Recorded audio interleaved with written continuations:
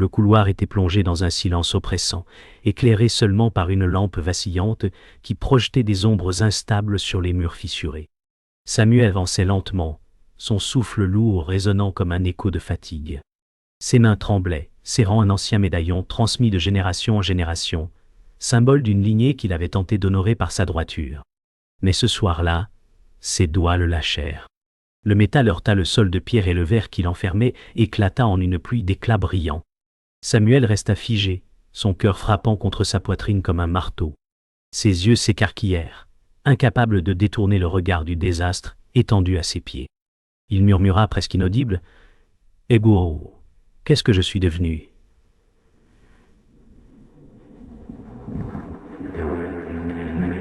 Ou dans ce moment suspendu, il sentit ses certitudes s'effondrer, comme si sa vie entière n'avait été qu'une illusion fragile désormais réduite en fragments étincelants. Assis dans son bureau, Samuel fixait les rayonnages chargés de livres qu'il avait cités toute sa vie. Chaque volume semblait lui rappeler une certitude autrefois défendue avec ardeur, mais qui désormais sonnait creuse. La poussière accumulée sur les reliures brillait faiblement dans la lumière de la lampe de bureau, créant une atmosphère de musée abandonné. Le silence pesait lourd, interrompu seulement par le tic-tac de l'horloge qui lui rappelait la fuite inexorable du temps. Samuel dit « Ogo, tout ce que j'ai enseigné, était-ce seulement une façade ?» Ses mains tremblantes se posèrent sur un livre de Kant, mais son regard glissa vers le vide. Ses yeux creusés par des années de certitude semblaient désormais hantés par le doute. Dans cette pièce où il avait façonné des esprits, il ne restait que les murs témoins de son effondrement intérieur. La mémoire de Samuel le ramena brusquement à un dîner familial, longtemps avant l'effondrement. Autour de la table, les rires semblaient autrefois sincères, mais à présent ils résonnaient comme des échos brisés. Émilie, alors adolescente, lançait des regards de reproche à son père, même quand elle se forçait à sourire. Sa femme, silencieuse, regardait avec cette lassitude muette qu'il avait refusé de voir. Bon, Samuel dit. Oga, j'avais cru protéger, mais je n'ai fait que détruire. Les assiettes brillantes et les couverts d'argent apparaissaient comme des reliques d'une époque disparue, chaque détail accentuant l'ironie cruelle de ce souvenir.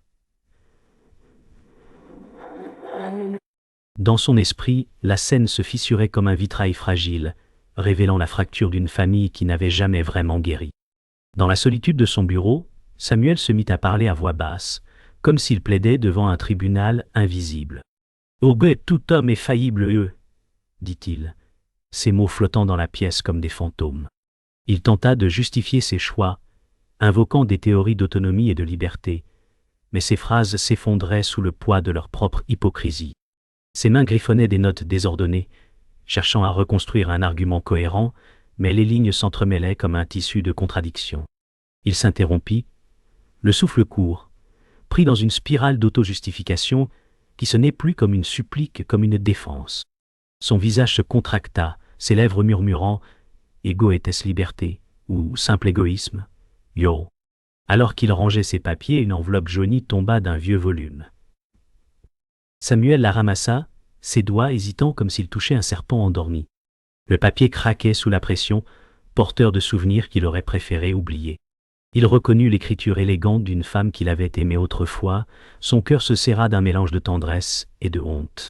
« Oui, non, pas ça, dit-il, les yeux fixés sur les mots effacés par le temps. L'encre, bien que pâlie, trahissait une passion brûlante qui avait défié toutes ses certitudes morales. Le silence de la pièce s'épaissit tandis que Samuel restait immobile, l'enveloppe ouverte, comme si chaque lettre libérait une vérité qu'il n'était pas prêt à affronter. La porte s'ouvrit brusquement, et Samuel sentit un frisson le parcourir. Émilie était là, immobile, ses yeux brûlants d'un feu contenu. Les années de silence n'avaient pas effacé la douleur ni la colère. Samuel tenta de sourire, mais son visage se crispa en une grimace maladroite. Émilie dit « Wabo, pourquoi nous as-tu laissés ?» Sa voix tremblait, mais chaque syllabe était une accusation. Samuel voulut parler, mais ses mots s'étranglèrent, étouffés par la honte. Il détourna le regard, incapable d'affronter ce regard qu'il avait fui.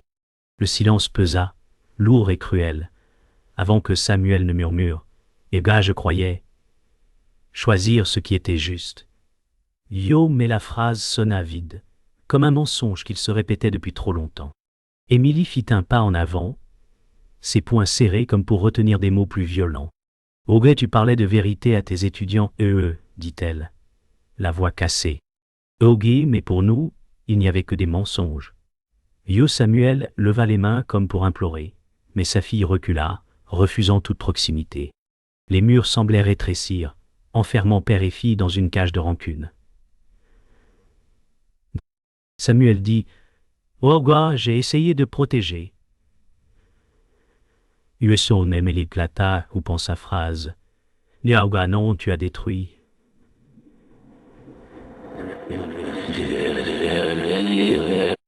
Samuel sentit ses jambes trembler, pris dans l'évidence brutale de son échec. Ce n'était plus un débat de philosophie, c'était un procès où sa fille était le juge. La colère d'Émilie s'élevait comme une vague incontrôlable.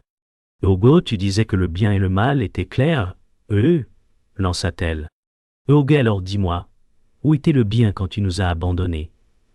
Yo Samuel ferma les yeux, chaque mot s'enfonçant dans sa chair comme une lame. Il tenta de répondre avec les concepts qu'il avait tant enseignés, mais aucun ne tenait face à la douleur vivante devant lui. « Auguet, j'étais faible, avoua-t-il enfin la voix brisée. Émilie le fixa, incrédule, comme si cet aveu ne suffisait pas. Son souffle haletait et l'air semblait se charger d'électricité. Le silence entre eux devint une frontière infranchissable, marquant une fracture plus profonde que jamais. Samuel, acculé, chercha refuge dans ses théories. Auguet et les hommes font des choix complexes, dit-il, ces mots sonnant comme une leçon récitée mécaniquement. Mais Émilie l'interrompit, sa voix vibrante de mépris. « Auguet, arrête tes leçons, elles n'ont jamais sauvé personne. » Yo Samuel sentit la terre s'ouvrir sous ses pieds. Il avait toujours cru que les idées pouvaient justifier les actes, mais là, face à sa fille, chaque argument devenait une arme retournée contre lui.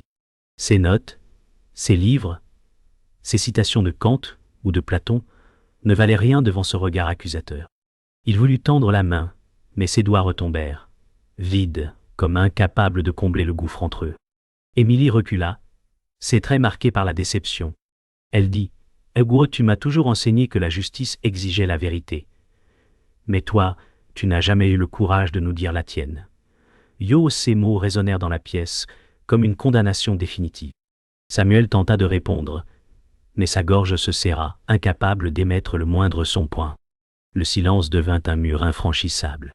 Émilie tourna les talons, ouvrant la porte d'un geste séquent. Samuel tendit la main, mais elle disparut déjà dans la nuit froide. La porte claqua, et le bruit résonna longtemps dans la maison vide. Samuel resta seul, écrasé par le poids de ses propres contradictions, prisonnier d'une vérité qu'il n'avait plus la force de fuir. Samuel se retrouva devant une maison ancienne, aux pierres noircies par le temps. C'était là que vivait son ancien collègue, devenu un mentor silencieux. La porte s'ouvrit lentement, et une silhouette se découpa dans la pénombre. Henri, autrefois professeur comme lui, avait vieilli, mais ses yeux brillaient encore d'une intelligence acérée. Samuel dit « Auguet, j'ai besoin de parler. » Oh, Henri répondit avec une voix grave. « Auguet, tu cherches encore des réponses dans les livres, Samuel. Mais les réponses ne se trouvent pas toujours dans les théories. » Yo et le couloir sombre derrière lui semblait un tunnel menant vers un miroir du passé. Samuel franchit le seuil, déjà conscient que ce face-à-face réveillerait ses pires contradictions. Dans le salon encombré de livres et de papiers, Samuel prit place face à Henri. La pièce sentait le bois ancien et la poussière, comme si le temps s'était arrêté. Henri le fixa longuement avant de dire « Auguet, tu as toujours parlé d'absolu. Mais le monde est rarement absolu. » Yo Samuel serra les poings, son regard fuyant. « Auguet, j'ai cru que la vérité pouvait sauver, murmura-t-il. Henri secoua la tête. « Auguet, non, Samuel. Tu as utilisé la vérité comme un refuge, mais ce n'était qu'un masque. » Yo, chaque mot frappait Samuel comme un coup porté au cœur. Le silence entre eux devint un champ de bataille invisible où les idées affrontaient la douleur. Henri se leva lentement, son pas mesuré, et se tourna vers une étagère. Il prit un vieux volume et le posa devant Samuel. Woge, tu crois que la philosophie est une armure, mais c'est aussi une chaîne. Yo Samuel le fixa, les lèvres tremblantes. Woge, que dois-je faire alors? Yo demanda-t-il presque suppliant. Henri répondit avec une dureté tranquille. Ego, arrête de te cacher derrière des mots. Regarde-toi, accepte que tes idéaux ont échoué. Yo Samuel sentit ses entrailles se tordre, car jamais auparavant il n'avait entendu une vérité aussi brutale. L'air devint lourd, comme chargé de jugement. Samuel, pris de colère, se leva brusquement. « Oguet, tu ne comprends pas ce que j'ai porté, cria-t-il, sa voix résonnant dans la pièce étroite. Henri resta calme, son regard implacable. « Oguet, tu crois que ta douleur est unique? Moi aussi j'ai trahi, moi aussi j'ai perdu Yo, dit-il, d'une voix grave mais sans colère. Samuel recula, surpris par cet aveu. Henri ajouta « Ego, la seule différence, c'est que j'ai cessé de me mentir. » Yo, les mots tombèrent comme un coup près, brisant le dernier rempart que Samuel avait construit. Il baissa la tête, honteux, son souffle court, incapable de répondre. Le silence qui suivit pesait plus lourd que les cris. Samuel s'assit de nouveau, les mains serrées contre son front, comme pour se protéger d'une vérité trop éclatante. Henri dit doucement « Aouga, tu n'as pas besoin d'être parfait. Tu as besoin d'être vrai. » Yo, Samuel leva les yeux, ses traits marqués par l'ombre de ses fautes. Pour la première fois, il sentit que ses théories ne suffiraient plus à le sauver. Une larme glissa sur sa joue.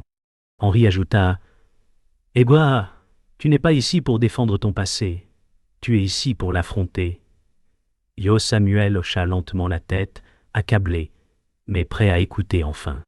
La nuit était tombée, et Samuel, seul dans son bureau, ouvrit une boîte qu'il n'avait pas touchée depuis des décennies. À l'intérieur, des lettres froissées, des photos jaunies, souvenirs d'un passé qu'il avait tenté d'enterrer.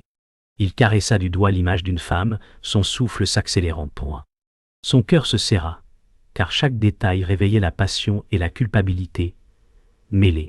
« Yogué, pourquoi ai-je cru que je pouvais vivre avec ça ?» Yo, murmura-t-il. Le silence de la maison sembla se plier autour de lui, amplifiant le poids de son secret. Chaque mot de cette correspondance trahissait un désir qu'il avait toujours justifié par la liberté, mais qui sonnait désormais comme une trahison indélébile. Samuel se souvint du premier instant où cette liaison avait commencé. Une soirée d'été, un parfum de vin et de promesses murmurées. Dans son esprit, les images défilaient, ses rires coupables, les mains qu'il n'aurait jamais dû tenir. « Augue, ce n'était qu'une erreur, se répétait-il, mais son cœur savait que ce n'était pas vrai. Chaque souvenir avait été soigneusement rangé dans l'ombre, mais désormais la lumière brutale de la vérité les rendait insupportables. Il comprit que ce n'était pas seulement une faiblesse passagère, mais un choix qui avait façonné son destin. Il ouvrit une autre lettre, l'encre à moitié effacée par le temps. Les mots résonnaient comme une confession interdite. « Yoga, tu étais ma vérité ?» Yo Samuel sentit sa gorge se serrer, ses doigts tremblant si fort qu'il faillit déchirer le papier. Ses yeux parcouraient chaque phrase, et l'image de cette femme prenait forme plus vive encore. Mais avec chaque ligne, la honte grandissait. La passion autrefois exaltante se transformait en blessure béante. Samuel dit « Yoga, j'ai détruit ma famille pour une illusion. » Les murs du bureau semblaient s'effondrer sur lui, témoin muet de sa faute. Soudain, un détail longtemps ignoré surgit de sa mémoire. Une lettre signée non seulement d'un prénom, mais d'un nom de famille. Le sang de Samuel se glaça. Son esprit refusa d'abord d'accepter, mais chaque indice confirmait la vérité. La femme qu'il avait aimée n'était pas une étrangère, mais une branche oubliée de son propre arbre familial. Une révélation brutale, insoutenable. Les certitudes éclatèrent. « Augue, non, c'est impossible, balbutia-t-il, le souffle coupé. Sa vision se brouilla, et ses mains laissèrent tomber les papiers. Ce qu'il avait toujours perçu comme une erreur devenait une malédiction qu'aucune justification morale ne pouvait effacer. Samuel resta figé, son esprit écrasé par la découverte. Sa respiration haletante emplissait le silence, oppressant. Les murs semblaient se refermer sur lui, et il se sentit prisonnier d'une vérité plus lourde que toutes ses fautes passées. Il se leva brusquement, titubant, et se regarda dans un miroir posé contre le mur. Son reflet, brisé par les fissures de la glace, lui renvoyait l'image d'un homme déchu. « Oge, qui suis-je devenu » Yo demanda-t-il d'une voix étranglée. Son univers moral, autrefois solide, n'était plus qu'un champ de ruines. Ce n'était pas seulement sa famille qui l'avait trahi, mais son identité même.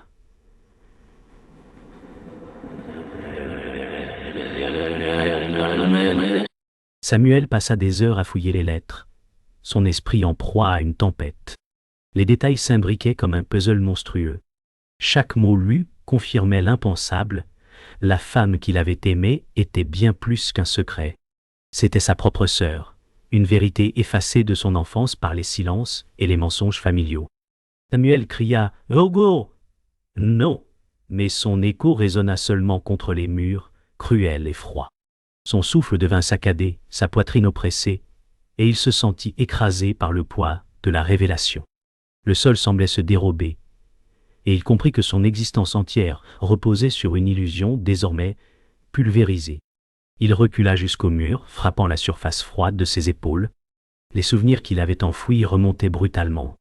Il se revoyait enfant, entendant des chuchotements interdits, des vérités jamais dites. On dit si concerne au bord de succès de vie. On dit brasser des vérités jamais dites. Où est toute ma vie, bâtie sur un mensonge souffla-t-il. Ses genoux plièrent, et il s'effondra sur le sol, incapable de se tenir debout. La pièce tournait autour de lui, et son regard se brouilla de larmes. Il était à la fois victime et coupable, prisonnier d'un héritage de silence qui l'avait condamné dès le départ. Cette vérité, il le savait, ne laisserait aucune place à la rédemption facile. Ses pensées s'enchaînaient avec une vitesse insoutenable. Chaque instant de sa liaison résonnait désormais comme un crime contre lui-même et contre ceux qu'il aimait. Samuel murmura « Yoga, j'ai aimé ce que je ne devais pas aimer. » Yo, ses mains couvrirent son visage, mais rien ne pouvait effacer l'image de cette vérité. Son corps tremblait, son esprit vacillait entre le déni et l'acceptation. Les livres autour de lui semblaient se transformer en juges silencieux, témoins implacables de sa faute. La culpabilité brûlait plus fort que jamais, et il se sentit comme un étranger dans sa propre vie. Émilie entra sans prévenir, sa silhouette découpée par la lumière froide du couloir. Elle vit son père effondré, entouré de lettres éparses. « Ouais, qu'est-ce que c'est » Yo demanda-t-elle, sa voix oscillant entre colère et peur. Samuel leva les yeux, son visage marqué par l'horreur. « Oh, la vérité, que je t'ai cachée, Yo » répondit-il d'une voix éteinte. Émilie ramassa une lettre, ses mains tremblantes. Ses yeux parcoururent les mots, et son souffle se coupa. Elle recula, son regard figé sur Samuel, comme si elle ne le reconnaissait plus. Un silence déchirant emplit la pièce. Émilie lâcha la lettre, ses doigts glacés. Elle dit « Hugo, comment as-tu pu vivre avec ça ?» Yo, sa voix vibrait de dégoût et de douleur. Samuel baissa la tête, incapable de soutenir son regard. Ses lèvres murmurèrent « Oh gars, je me suis menti. Encore et encore. » Yo, Émilie recula, la gorge serrée comme si l'air lui manquait. Elle sentit ses jambes trembler, mais resta debout, figée dans une colère glaciale. Samuel, à genoux, paraissait réduit à néant, écrasé par le poids de son aveu. Entre eux s'étendait désormais un gouffre, non seulement de souffrance, mais d'irréversibilité. Émilie resta immobile face à Samuel, son regard dur comme une lame pointée. « Oge, comment as-tu pu vivre avec ça ?» Yo, demanda-t-elle, chaque mot frappant comme un coup. Samuel leva les yeux, ses lèvres tremblantes. « Oge, parce que j'ai eu peur, répondit-il, sa voix étranglée par la honte. Émilie recula légèrement, comme si la proximité même la brûlait. Le silence pesait, interrompu seulement par leur souffle court. Samuel ajouta « Et toute ma vie, j'ai fui cette vérité. » Yo, Émilie, les larmes aux yeux, secoua la tête. « Oge, tu pensais qu'un mensonge protégerait ?» Yo, demanda-t-elle. La pièce devint un tribunal où Samuel devait rendre des comptes. Samuel se releva lentement, son corps courbé par le poids invisible de ses fautes. « Oge, j'ai voulu croire que j'étais encore un homme de principe, Yo, dit-il, la voix rauque. Émilie le fixa, la mâchoire serrée. « Oh oui, mais tu étais lâche, répliqua-t-elle, chaque syllabe coupante. Samuel hocha la tête, incapable de nier. Ses mains tremblaient, et il leva une main implorante vers elle. « Ougé, pardonne-moi, Yeux, murmura-t-il, presque inaudible. Émilie détourna les yeux, incapable d'affronter sa supplie.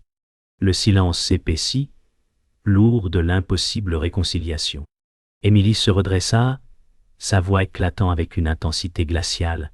« Égard, tu parlais de vérité, de justice, de morale, mais tu as vécu dans le mensonge. » Yo Samuel sentit son cœur se déchirer, ses yeux embués de larmes. « Oh, Gay, je n'ai plus rien à défendre, Yo, » avoua-t-il enfin. Émilie resta figée, les bras croisés, son regard brillant d'un feu douloureux. « Oui, alors dis-la toute, cette vérité, lança-t-elle. Samuel inspira profondément, et son souffle trembla comme une confession qui s'apprêtait à naître. Alors, Samuel parla, point peu. Sa voix était rauque, mais ses mots résonnaient avec une clarté brutale, point. Il raconta tout, la liaison, l'aveuglement, le lien de sang découvert trop tard. Émilie le regardait, les yeux emplis d'horreur, chaque phrase brisant davantage le peu de respect qui lui restait. « Oh, B, je n'ai pas d'excuses, Dieu, » dit Samuel, ses mains ouvertes comme une offrande désespérée. Émilie recula, une larme coulant enfin sur sa joue. Son corps tremblait, partagé entre la rage et la douleur. Samuel comprit qu'il venait de détruire à jamais l'image du père qu'elle avait espéré. Un silence déchirant suivit. Émilie dit, d'une voix brisée, « Eh, gars, tu m'as tout pris, même l'idée de qui tu étais. » Yo Samuel tomba à genoux, incapable de se relever. « Oh, gay, je suis coupable, Yo, » murmura-t-il, la tête baissée. Émilie le regarda longuement, ses yeux noyés de larmes. Elle recula vers la porte, son pas hésitant mais ferme. Elle ne répondit pas, laissant derrière elle le poids écrasant de cette vérité. Samuel resta seul, agenouillé, ses épaules secouées par des sanglots. Enfin nu, face à la vérité qu'il avait fui toute sa vie. Le matin arriva, froid et gris, sans éclat.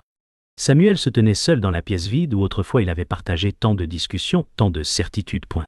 Il regardait par la fenêtre, son esprit vidé de toute logique. Oh oui, vivre, c'est choisir. Encore, et encore, se murmura-t-il. Mais les choix désormais semblaient peser plus lourd que le poids de toute une vie. Émilie n'était plus là, ni sa famille, ni même ses idéaux d'autrefois. Dans ce silence, il se rendit compte que le chemin vers la rédemption ne passait pas par l'oubli, mais par l'acceptation de ses faiblesses. La vérité qu'il avait longtemps fuie était désormais son fardeau et sa seule possibilité de guérison. Samuel se leva lentement, ses jambes tremblantes sous lui. Il se dirigea vers la porte d'entrée qui semblait symboliser le seuil entre l'ancien et le nouveau lui. Il se demanda s'il avait encore le courage d'affronter ce monde qu'il avait autrefois cru comprendre. « Oh, est-ce vraiment moi ?» se demanda-t-il. Les années de certitude, de dogmes moraux, semblaient aujourd'hui appartenir à un autre homme, un autre temps. Pourtant, il sentait une forme de paix fragile commencer à émerger. Un espace vide qu'il n'avait jamais osé explorer. Le voyage vers l'acceptation de soi était le seul voyage qu'il pouvait encore entreprendre. Samuel se retrouva dehors, le vent glacé fouettant son visage. Il regarda autour de lui, mais tout semblait si étranger. « Oh, j'ai perdu ma place dans ce monde, » pensa-t-il. Mais alors une voix intérieure, plus calme, plus apaisée, lui répondit. « Eh, non, tu as simplement cessé de t'accrocher à un mensonge. » Samuel ferma les yeux, respirant profondément l'air frais, comme pour se purifier de toute cette culpabilité accumulée. Il comprit alors que la vérité, bien que douloureuse, était aussi la clé de son propre salut. Ce n'était pas un chemin facile, mais c'était celui qu'il devait emprunter pour espérer trouver une réconciliation, même si cela signifiait se réconcilier avec lui-même. De retour dans la maison, Samuel s'assit devant un vieux livre qu'il avait toujours aimé. Il l'ouvrit mais ne lut pas. Ses yeux glissèrent sur les pages sans les voir, perdus dans ses pensées. « Oh, pourquoi ai-je cherché des réponses dans ces pages ?» Yo se demanda-t-il. Il comprenait maintenant que la philosophie, la morale, les idéaux n'étaient que des outils. Ce qui comptait vraiment, c'était la manière dont on vivait avec les autres et avec soi-même. Les théories ne réparent pas les vies brisées, ni les erreurs passées. Dit. Samuel referma le livre, se sentant enfin prêt à abandonner les illusions et à accepter sa vérité, sans fardeau. Dans le silence de la pièce, Samuel réfléchit une dernière fois à ce qu'il avait perdu. « Ogé, nous passons notre vie à chercher un sens, Dieu, dit-il à haute voix. Sa voix calme, Yeux, mais parfois la vérité est simplement celle-ci. Vivre, c'est choisir, encore et encore, en connaissant le prix. Il se leva lentement, et alors que son regard se posait sur les murs de la maison, il comprit que ce qu'il avait perdu ne pouvait être retrouvé. Mais il y avait un certain soulagement à savoir qu'il avait enfin accepté la douleur. Cette douleur, d'une certaine manière, était devenue son salut. Il tourna le dos à la pièce, laissant derrière lui un passé qui ne le définissait plus.